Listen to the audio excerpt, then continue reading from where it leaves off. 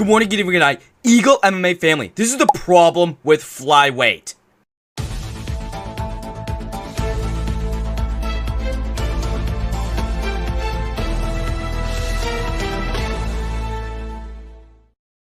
Alright, so if you guys don't know, this Saturday, December 7th, was UFC 310, Alexandre Pantoja versus Rising Champion Kai Asakura. I predicted this card to be really good. It kind of lived up to my expectations, but before we get into that, guys, I have a Tapology. My top 5 Tapology winners get shown every single Eagre news, so make sure you click the link in the description if you want to be credited for your amazing picks. But let's get right into the UFC 310 recap, starting with the first fight on the card, Lucas Brzeski versus Kennedy Edward. This fight was so good. I love unranked heavyweight. Kennedy Nzechukwu gets a KO at 4 minutes and 50 seconds. He looked so bad throughout the fight. He looked so slow. His boxing looked absolutely terrible. He looked like he was on basically the whole time he was fighting, and accidentally just like lands a right hand left hook, drops Lucas Brzeski bad, and then hammer fists him a couple times. Lucas Brzeski's out cold. I picked Nzechukwu by first round KO. This is why, listen, I have the best prelim picks on MMA YouTube. We'll go, we'll see throughout the card, right? My main card picks did not do the best, but every single card I always do extremely good on the prelim. So if you're betting money on any Eagle fights, make sure you pay attention to my prelim picks. But hey, decent win for Nzechukwu. Hey, you know what's so funny is Nzechukwu will become a ranked heavyweight. Whether you like it or not, Nzechukwu will become a ranked heavyweight, and him and Waldo Cortez Acosta are going to have a trilogy for the ages for the heavyweight belt in 2026. But enough yapping about my favorite division of all time, unranked heavyweight. Let's get into the second fight on the card. Chase the Dream Hooper submits Clay Guida in the first round. This fight was a dominant performance from Chase Hooper. I think, again, Chase Hooper can be a top 15 ranked fighter. I think lightweight is about to go on a massive downturn, and we're going to see a lot of these people that are somewhat just right outside of the rankings, and also some up-and-comers like Mateus Rebecki, Manuel Torres, Daniel Zellhuber. We'll see them, raise up in the rankings, but I feel like we're also going to see people like Chase Hooper become ranked, and maybe he doesn't go far, but I can 100% fucking... Dude, I can guarantee Chase Hooper becomes ranked. But like I said, Chase Hooper just takes Clay Guida down like 3 or 4 times. Judo slamming him. He was outstriking him on the feet. He got caught with a couple of shots, but Clay Guida, he's an okay striker. He can land some strikes on you. So good win from Chase Hooper. But let's go into the first stinker of the card, right? The two first fights really good, but we get to the first stinker. Michael Chiesa versus Max Griffin. Michael Chiesa gets a 3rd round submission. So boring, dude. I cannot believe I picked Max Griffin to win a fight in the UFC ever. I don't know. Like I said, I literally don't know fucking why I pick some of these fighters sometimes. I must have just had, like, a crazy lapse of judgment for some reason. And maybe I got hit in the head. Maybe I, woke up dehydrated or something when I was picking this fight. I have no idea why I picked Max Griffin. But he just doesn't do anything for the first 2 rounds. Like, he throws, I think, maybe, like, 20 strikes throughout the first 2 rounds. And eventually, Chiesa just gets him down in the 3rd and just submits him. It was pathetic. But under the next fight, and hey, Joshua Van versus Cody Durden. Joshua Van gets an easy, dominant, fucking amazing fight decision. This is the fucking problem with Flyweight, okay? This is the problem with Flyweight. Joshua Van just put on a clinic. He's going to be top 15 ranked. Cody Durden was number 14. Joshua Van's going to be ranked. Dude, this is the fucking problem. Now and only now are people finally starting to realize just how good Flyweight is with the main event on the card. People are finally starting to give it its credit. But these are the same people. These are the same people that have been criticizing Flyweight for years and years, going, oh, what does Flyweight have? What is Flyweight? Who's Pantoja even gonna fight? Who's the I'm stupid and I pretend to know a lot about the sport, but I really don't care about it because I'm just here to make money. Yeah, if you actually watch Flyweight fights, especially lower ranked flyweight fights, it's literally like the most entertaining division in the sport right now. I've always held that sentiment. Joshua Van literally beat the shit out of Cody Durden for 3 rounds straight, landing his jabs and his straights were on point. He was never really able to land any hooks, uppercuts, or overhands. I think 1 overhand landed for him. He was landing some great leg kicks. He showed some decent takedown defense. He got taken down, I think, once or twice in the first round, but then after that, just stuffed every single takedown with ease. And this is a great performance from Joshua Van. I think he can go pretty far in this division, right? Because flyweight does have a similar problem with lightweight, right? It's just in the earlier stages. People like Brandon Royval, Brandon Moreno, Kai Kara France, they're most likely going to be gatekeepers. They will most likely never recapture the title, but they're elite enough to where they can always stay at the top of the division. So now is when we're seeing people like Tatsuro Taira, Charles Johnson, Bruno Silva, Azamat Maxim, wherever the fuck that dude's name is, some Kazakh dude in flyweight. Now we're starting to see another resurgence with flyweight. I'm so excited for it, and I despise all the haters that have just recently become supporters because of one fucking performance. But we get on the next fight on the card, and hey, actually, you know what? I need to do something real quick. Right, there we go. I think that should do the trick. Chris Weidman versus Eric Anders. Chris Weidman dominates the first round. He dropped Eric Anders' bat, and in the second round, he pulled a guillotine. Chris Weidman pulled a guillotine. When are we going to learn? We'll talk about that in the coming event. When are we going to learn that pulling guillotines doesn't work?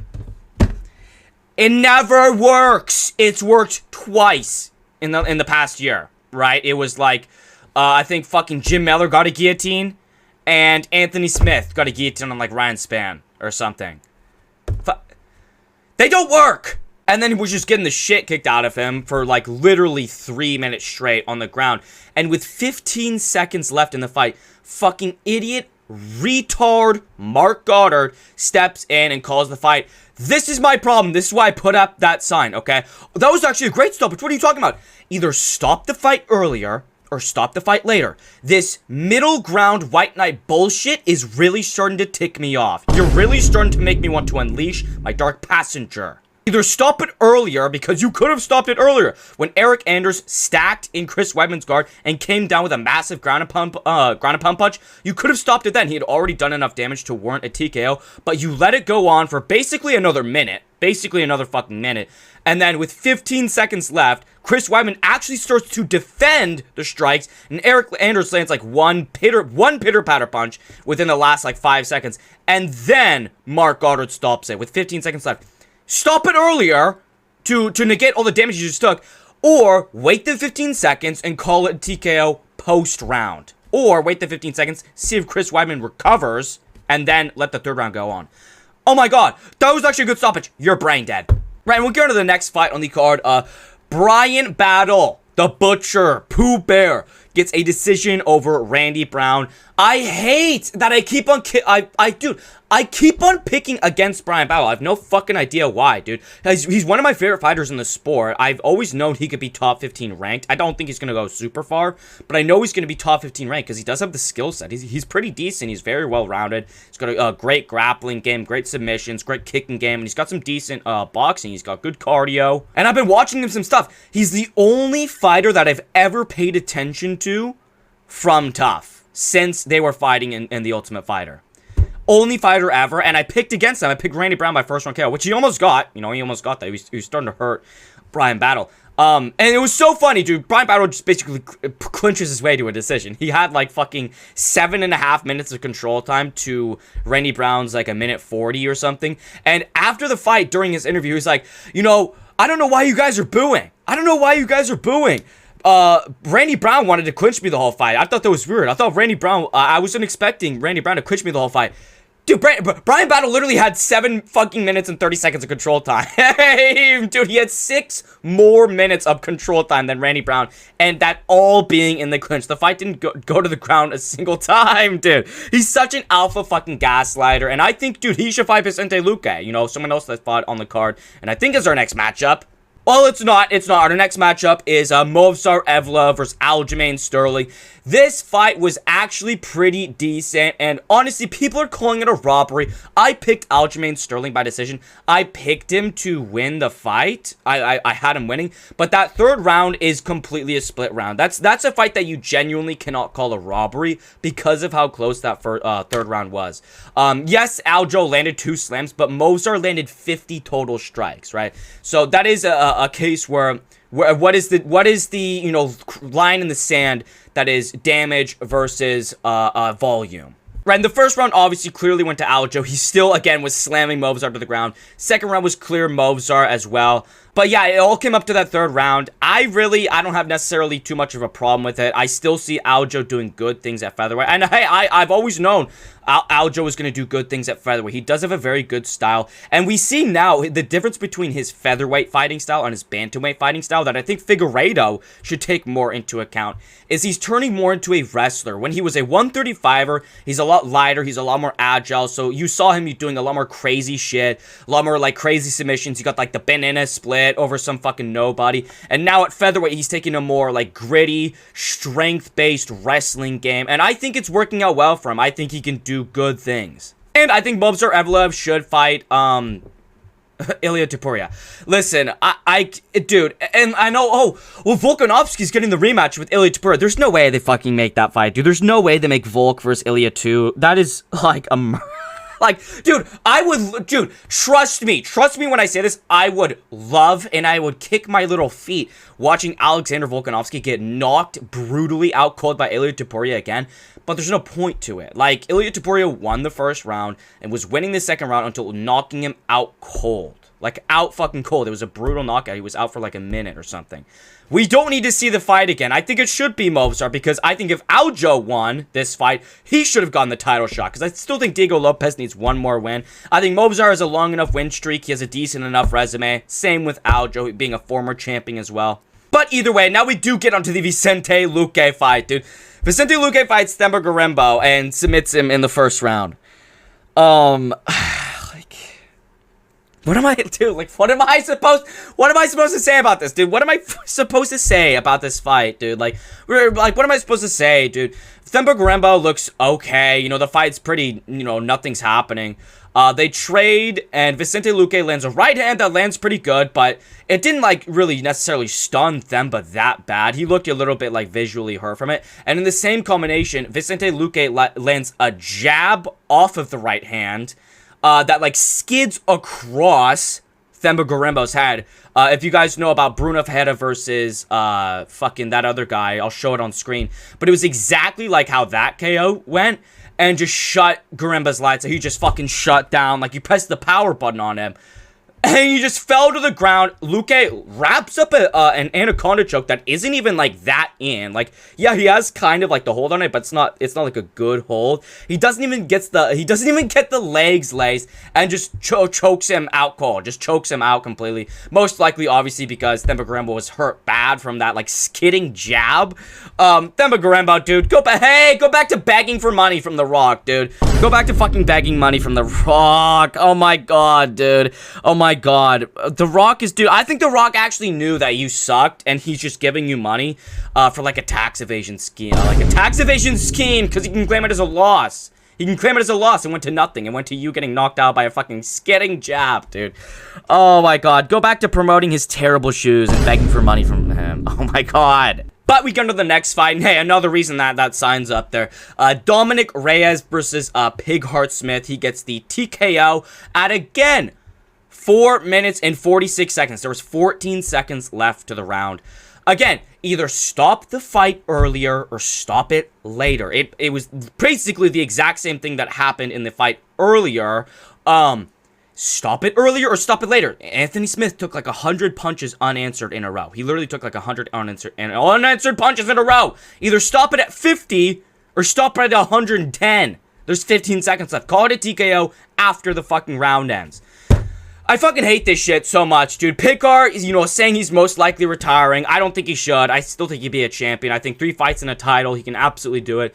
Dominic Reyes, he beat Jones. We all know that, right? Reyes owns Jones. He's the real greatest fighter of all time.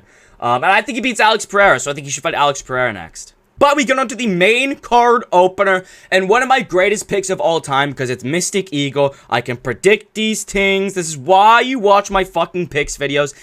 Yoo-hoo Choi KOs Nate Landwehr in the third round. And I know the KO again was a BS TKO, but this is the thing. They called it early. They didn't do that gay middle of the road white knight bullshit. They did it early. Okay, this is when you can actually say, oh, that was a good stoppage.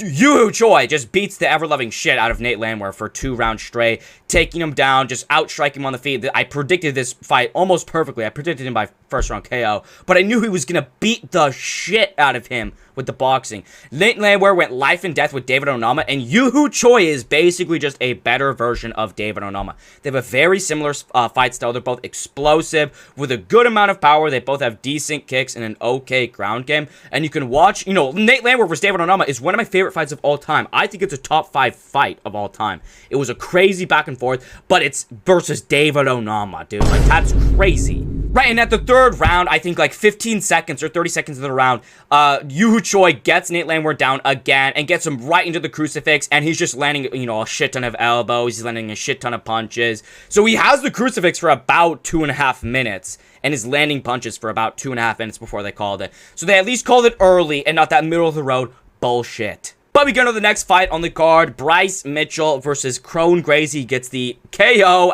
in the 3rd round. I knew this fight. Listen, again, I predict these things. You can go back and watch my fucking streams. I wasn't able to put out a prediction video, but you could watch my streams leading up to the card.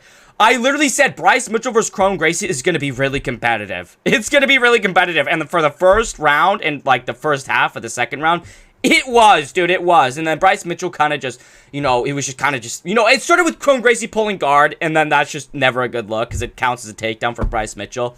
And then 3rd round, he pulls guard one more time. Bryce Mitchell hangs on. He does the Jordan Levitt, Monkey King, fucking frames his elbow onto Crone Gracie's chin, drops down and slams him, and hurts him bad, and he lands 2 more elbows that are hurting him really badly, and he's kind of out. Crone Gracie is kind of out, but not really. Ref comes in and stops. I don't think it's the worst stoppage of all time, but, like, you know, let him take, like, 2 or... Listen, I know I might just... Dude, I sound like I'm a bloodthirsty fucking pig, dude. I sound like I'm fucking bloodthirsty. And I am, okay? And I am. I want to see blood, okay? I want to see motherfuckers getting their shit kicked in. But come on, dude, give Crone Gracie like 2 more elbows to solidify the knockout. Because it's just so anticlimactic. Like, we watch the sport for moments, and then the moment gets ruined by someone saving someone from brain damage. You're not a hero. You're not a hero. You ref a professional bar fight, you piece of shit. And now we go into the feature fight. This was so funny. The quote from this fight was so funny. Ciryl Gane beats Alexander Volkov by decision. Split decision, which I thought was a little weird. People are coping so hard about this fight. Not only are they calling it a robbery. Close fights aren't robberies. Close fights aren't robberies. Not only they're calling it a robbery, but they're calling it one of the worst robberies. This is one of the worst robberies of all time. Oh my lord, dude. Oh my lord. And I watched part of the Weasel's fucking breakdown, dude, and he's so biased. Oh my lord. Right, because if you don't know, Ciryl Gane, I think, pretty clearly won the 1st round. The 1st round is undisputedly Ciryl Gane. The 3rd round is, you know, it's Volkan, it's Volkanov, whatever his dumb fucking name is. Volkan Oezdemir, Alexander Volkov. Who cares? 3rd round was pretty clearly him, but you can unironically score the 3rd round for Ciryl Gane. And the 2nd round, Alexander Volkov landed a big spinning back fist. You know, kind of rocked Ciryl Gane, but he immediately recovered. Wait a second, he immediately recovered, so it's all about the reaction from the strike, right? Then, you know, Ciryl Gane lands a big right hand, rocks Volkov right back, and then Ciryl Gane shoots a takedown. Volkov, whatever his dumb name is, he gets a guillotine. It's relatively tight. Ciryl Gane goes for a Von Flue. It's really tight. That Von Flue was actually tight. I'm not even trying to, like, joke around here. You can look at the position. That Von Flue was very, very tight. And this was the dumbest shit ever. This was the dumbest fucking shit ever, because the Weasel's explanation for why Volkov won that fight was because, when Volkov... I was put in the Von Flue choke, he wasn't fighting out of it and just waited for Ciryl Gane to let go. Yeah, because that's how you defend Von Flues for the most part. It's very... The defense for Von Flues is not a fucking, like, oh, you do this and you do that. You basically kind of have to just wait out your opponent's arm strength. And then with the guillotine Ciryl Gane was caught in from Volkov, he had to fight out of that. So that had to be a lot tighter. Oh my god, dude, the cope is crazy, dude. I might even play the clip, because watching this, I was like, you're out of your fucking mind, dude. That literally makes no sense. That makes no sense, because Ciryl Gane, avidly got out of a submission, it means it was tighter than a submission that was clearly locked in, and you could see Volkov's fucking head go, like, beet red. Oh my god, you're coping so bad. Right, and listen, guys, I think Ciryl Gane won the second round. I think he pretty clearly won the second round. It was a close round, and you can score the second round for Volkov, but I think it was Ciryl Gane. I think it was an okay decision. It wasn't crazy, you know? And we get into the co-main event, most likely the main reason most of you clicked on this video. Shavkat Rakhmonov gets a decision over Ian Garry. Again, dude, I predicted this. Listen, I got 7 out of 10, or 7 out of 14 on this card. I did not do good, but for some of the fights that I got wrong, I predicted them so well. Like this fight, I literally was picking Ian Garry by a boring clinch decision. You can go look at my stream titles, dude. You can go to live and look at the titles of my stream. I think it was the stream right before my companion. I went, Ian Garry's gonna win by a boring clinch decision. Guess what this fight was? Boring clinch decision. Right, first round, literally, there was like 3 strikes thrown the entire round. It was one big overhand from Shavkat Rakhmonov. The rest were like pitter-patter, you know, and then it was, you know, just basically a clinch fest. It was a clinch fest the whole round. Second round, it was a lot closer, still a lot of clinching and like a couple decent strikes. Ian Garry was landing some leg kicks. The round could go either way. That was the split round. That was one of the rounds that decided the fate of the fight. Third round, I think it's clear Garry. I think it was one of the clearest rounds towards Garry. You have to give the third round to Garry. He really clearly won that round. Right, and in the fourth round, Ian Garry is winning for like 2/3 of the fucking... He's winning for like 2/3 of the round. He's landing his leg kicks. He's using the clinch to his advantage, and he's not just hugging Shavkat up against the fence. And then pulls a ninja choke, pulls it into guard. Immediately, Shavkat slips out of it. He's in a compromised he's in a compromised fucking position, and then he gets back up to his feet. Then he gets a guillotine. And pulls the guillotine. He's on his back for the rest of the round, and Shavkat steals it with ground and pound because Ian Garry went immediately to a full guard body triangle. Oh my god, dude, you sold the fight so hard. You sold that fight so hard, pulling the ninja choke and pulling the guillotine. Not just going for like the hold and trying to get like a standing or whatever. Pulling it, going on his back, trying to pull ninja chokes and guillotines. Again, when are we going to learn? When are we going to learn? Ian Garry, you're a pretty good grappler. You're a judo base. You're not him. Right, but the fifth round, again, another clear Ian Garry round.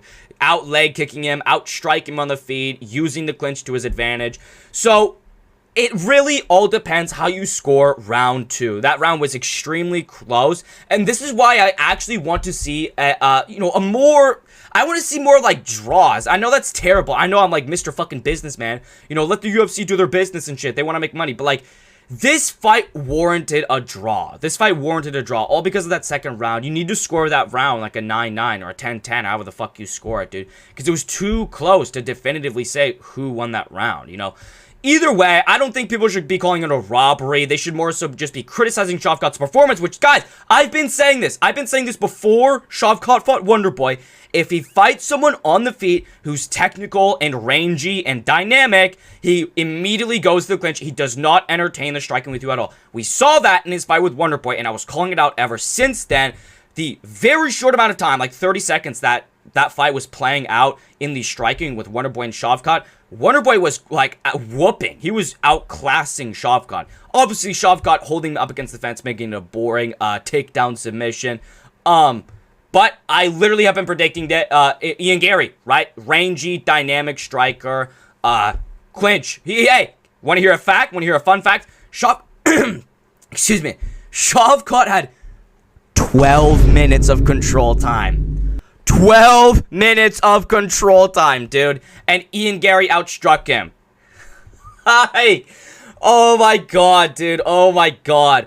I've also been saying this as well. Bilal destroys Shavkat. Right, but let's finally get on to the main event. My boy finally gets his shine. Alexandre Pantoja submits Kaya Sakura in the second round. Perfect pick for the Eagle. And again, I predicted this fight pretty perfectly. I said Kaya Sakura is going to hurt Alexandre Pantoja really bad. He landed a flying knee at the 12-second mark.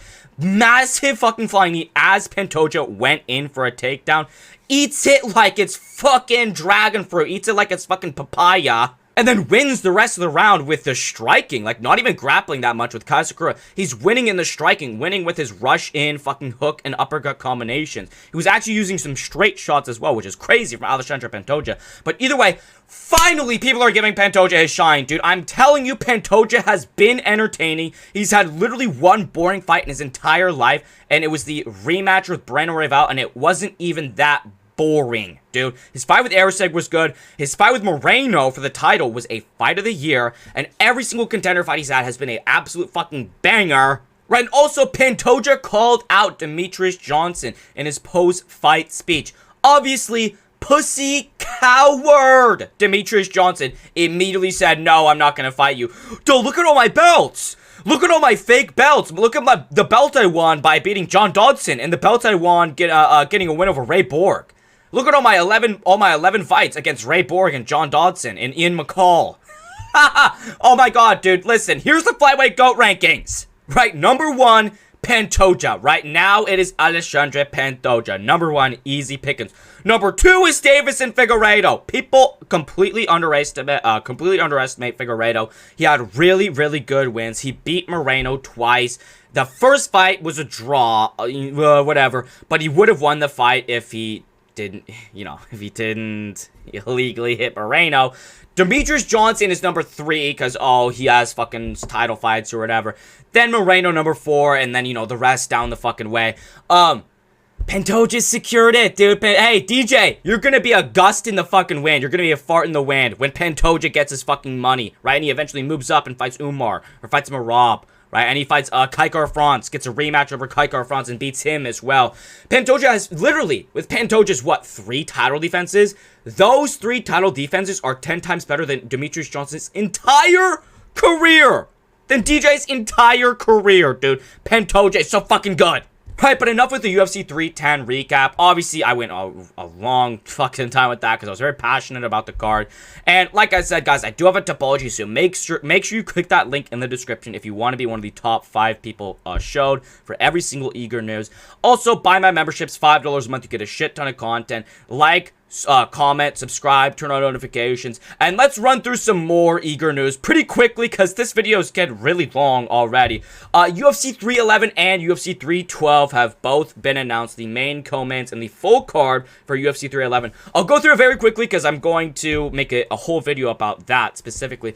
But UFC 311, Islam Makhachev versus Arman Tsarukyan.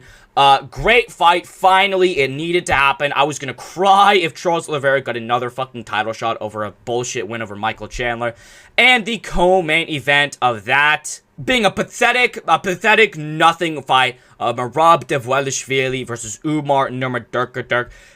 One of the, if not the most unwarranted title shots in UFC history. But I'm not going to go through that too much because I'm going to make a whole video about that card because there's another fight. Beneil Dariush versus Mike Kano. Yuri Prochazka versus Jamal Hill. Got a lot to say about those. And during the UFC card this Saturday, they announced the main and co-main for UFC 312. Sean Strickland versus Dricus du Plessis, another just crazy. I'm the businessman, dude. I'm the one that says, oh, the UFC has all the numbers, right? The UFC has all the numbers. Let them do what they need to do to make money. Why the fuck did they make this fight? Oh, Hamzat has visa issues. Then give him Kaio. Give him Imavov, right? Give him literally anybody fucking. Give him Bo Nickel. Dude, give Bo Nickel a fucking title shot over Sean Strickland, dude. That fight over... I'm not going to get into that too much, because, again, I'm going to fucking make a whole video about it. And the co-main of that being Weili Zhang versus Tatiana Suarez. A women's fight that I'm actually kind of excited for. Weili Zhang usually puts on decent fights. Tatiana Suarez is a... pretty tough matchup for Zhang on paper. So it actually should be pretty decent. I'll be paying attention. I'll be paying attention when Weili Zhang is, throwing those head kicks. And, on top on the ground. But we did have another card on Friday. We'll get into that last, as we'll run through that very quickly as well. But I wanted to talk about 2 altercations that just recently happened. Jamal Hill confronting Alex Pereira at the gym, asking him to spar. Let's fight in real life. And Pereira says, yeah, let's do it. And then Jamal Hill, alpha, black as hell. Jamal Hill goes like, nah, not really though, because he's trying to promote. Oh my god, Alex Pereira, dude, people are going, oh, Jamal Hill just embarrassed himself. No, he didn't. Well, we'll get into that with the next one, too. No, he didn't. Why would he actually spar Alex Pereira? Why would he actually spar him? You know the UFC would fine both of them. You know the UFC would fine them for sparring in the cage and having it be like a real fight. They would fine them, especially recording it and posting it. They would get fined and most likely cut from the UFC. Jamal Hill was doing a publicity stunt, and Alex Pereira is literally too dumb. Like, oh my god, dude. I think literally Alex Pereira is too dumb to understand that you can't spar Jamal Hill and make it like a real fight.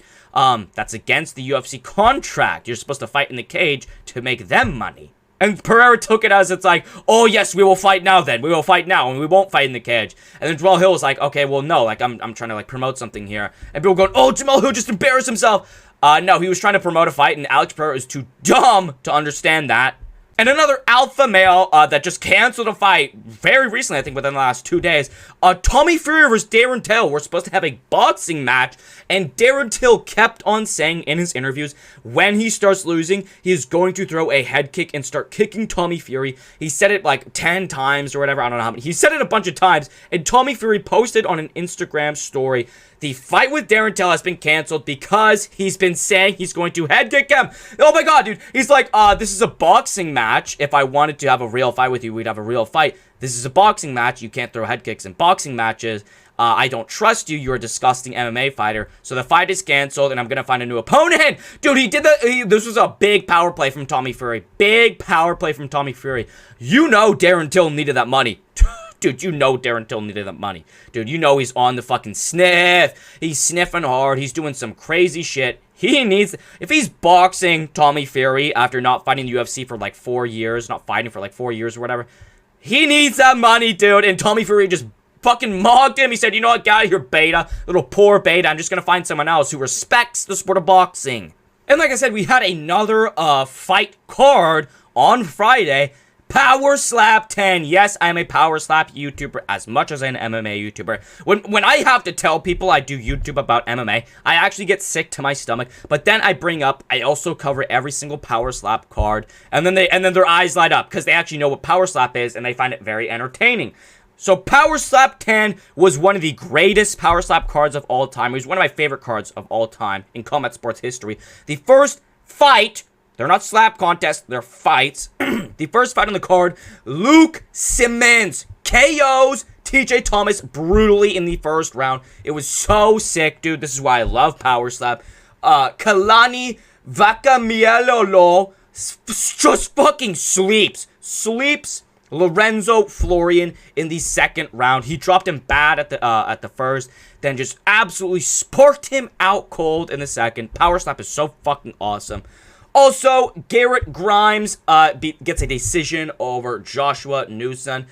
It was an okay fight, you know, it was okay. Not a lot of crazy shit happening, some illegal, you know, fucking fouls and everything. Kind of made it a bit of a stinker, but you're still watching two motherfuckers getting slapped in the face. Also, a women's fight on the card. Jaime Hinshaw gets a disqualification over Pauline Macias. I'll be honest, wasn't watching this. I was out biking somewhere, probably getting like a soda or something, whatever. The first fight on the main card, Bono Pao gets another brutal. When I say brutal, I'm telling you, watch these KOs back. Brutal one slap KO over Cooper Housley. So fucking nasty. And the feature fight on the card, the welterweight title on the line, Anthony Blackburn gets a decision over Manny Muniz. It was an okay decision. I personally had Manny Muniz. I don't think it was a robbery necessarily. Manny Muniz did not get the greatest slaps off, you know. It was an okay fight. It was a good fight no matter what. It wasn't a crazy bad decision. Like I said, I had it from Manny Muniz. But either way, still a good win from Blackburn. And I think Blackburn's good, man. I think he's good. I think he can, you know, do a lot in this sport. I think he can, you know, we'll talk about someone else. We'll talk about someone else. But, you know, maybe he becomes double champ. Maybe he doesn't. Right now we go into the co-main event. Isaiah Quinones gets a crazy comeback KO over Brandon Bordeaux. This was for the middleweight title. Gets dropped bad. I thought he was going to get KO'd. I thought he was going to get KO'd in that first round. Gets back up, slaps Bordeaux, knocks him down bad. Bordeaux slaps first, does not hurt him at all. Then fucking Quinones comes right back, drops him bad. He's stumbling all over his feet. Can't stand up. Wobbly legs. Ref calls the fight. Crazy comeback. Maybe one of the greatest comebacks we've ever seen in Powerslap history. And I think he was saying he wants to be a double champion in the sport. The first Powerslap double champion. And I think he can do. Because listen, he is the middleweight champion. He's a pretty big guy for middleweight. The light heavyweight champion is obviously fucking Wolverine, dude. He's honestly one of the GOATs of Powerslap. You know, obviously there's the crazy Hawaiian, you know, but he's easily one of the GOATs. That beard is a fucking granite chin.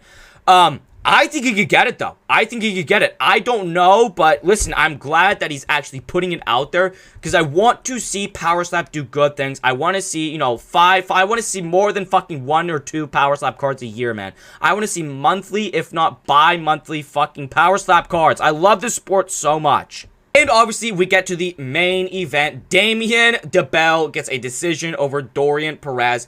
Another great fight. These motherfuckers were, every time they slapped each other, they were hurting. Another great fight. A slap fight for the fucking ages. And Damien DeBell, listen, I don't know who gets him at heavyweight, dude. I'm looking at this slap rankings right here. I don't know who has anything to test. I don't think anyone can test him at heavyweight. I think he's going to have someone like Wolverine move up. I think that would actually be a great fight if Wolverine moved up to heavyweight to fight Damien DeBell. Because I do think Wolverine would slap KO Isaiah Quinones out fucking cold. As we saw in his fight that he just had. You know, it was a crazy comeback, but he still got fucking dropped bad. Wolverine eats slaps like they're fucking grits, dude. He's got a granite chin with that big ass fucking ginger beard. I think Damien DeBell has to fight Wolverine at heavyweight, dude. I think that's absolutely what has to happen. DeBell has nobody else at heavyweight for him. But that's it for the Powerslap 10, you know, recap. So, I mean, it's a long-ass fucking video, dude. It's a long-ass video. Hey, thank you all for watching. Like, comment, subscribe. If you got this far, listen, how do you like the fucking sign, bro? It's such a hilarious sign. It's so hey, on the liver, motherfucker. Look at the sign. Hey, on the liver, look at the sign, motherfucker. All you fucking cronies that keep fucking hate watching me and dislike bombing my videos.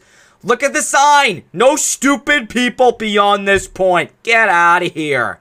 But like I said, you know, like, comment, subscribe. Thank you all for watching. Let me know what you guys think down below. Thank you all for watching. EagleMMA out. Hey. Young Lean? Are you Young Lean? What? Are you Young Lean? No, I'm Barry Dillon.